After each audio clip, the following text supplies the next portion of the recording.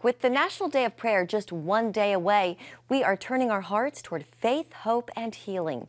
Earlier this week, I spoke with Kerry Hasenbalg, an author, speaker, and ministry leader who's playing a key role in this year's event. She told me how prayer has carried her through times of suffering and why turning to God is so crucial in today's world. Here's our conversation.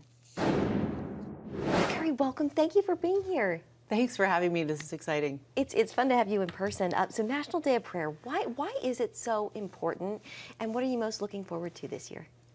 Why is National Day of Prayer so important? Because that's where the power of God is. We can bring down His power, and the idea of the nation coming together to unite around something so important for the sake of peace and wholeness in our nation. I mean, this is just glorious. One of the chapters from your new book, The Way of Becoming, is actually being featured as a resource, a free resource, in alignment with the National Day of Prayer. The chapter is called Stand. Can you tell us a little bit about the book, but specifically this chapter and why you chose to share it? Sure. So the book is about soul care, and it's about becoming whole out of brokenness.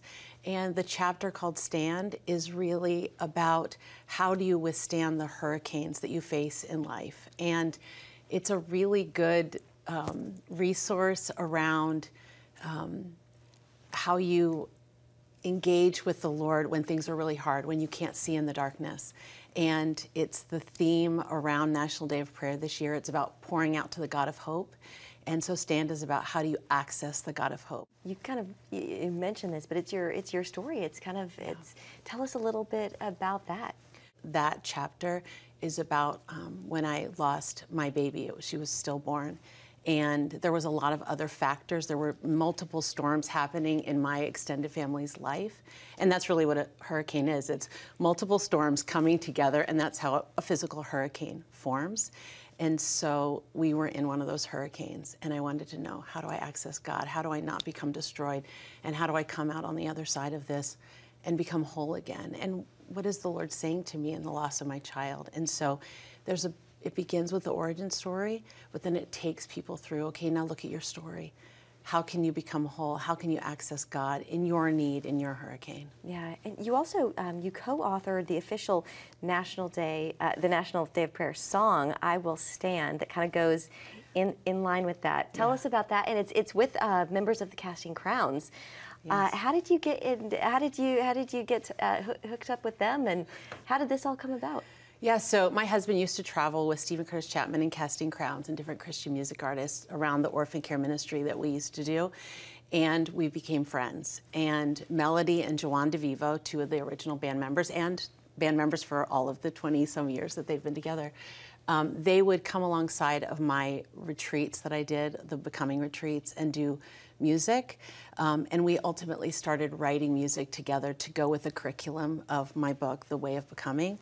And one of the songs that we did was called I Will Stand. Kathy Branzell from the National Day of Prayer, she's the president of the task force, had read my chapter, was moved by it, wanted to use it as a prayer resource for this year, but she saw that there was a poem, that's what she thought it was, at the end of the chapter. And she said, I really love this, we'd love to use it. And I said, well, it's actually a song. And then I had her listen to the song that we did, and she said, I would love this to be the theme song for the 2025 National Day of Prayer. And so it became the theme song. There's a music video. It's being featured in the broadcast on May 1 as part of that. And we just had it translated into Spanish, actually. So I want to talk to you while you're here. You and Courtney Smallbone were guests this week on Abigail Robertson's Heaven Meets Earth, CBN's new podcast. How did that go? What did you all talk about? Give us a little bit of a sneak peek. Yeah, I mean, it's an incredible podcast. First of all, Abby and Ryan Bethea are amazing hosts. I'm so excited about this series that they're doing, and we were really honored to be part of it.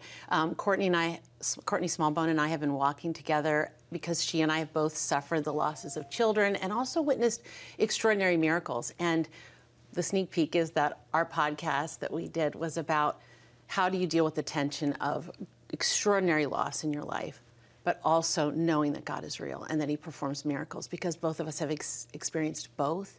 And how do you address those tensions? And how do you heal out of the brokenness? And how do you glorify God in all of it? Well, you embody all of that, everything that you're saying. You walk it out so well, Courtney. Thank you. Thank you so much.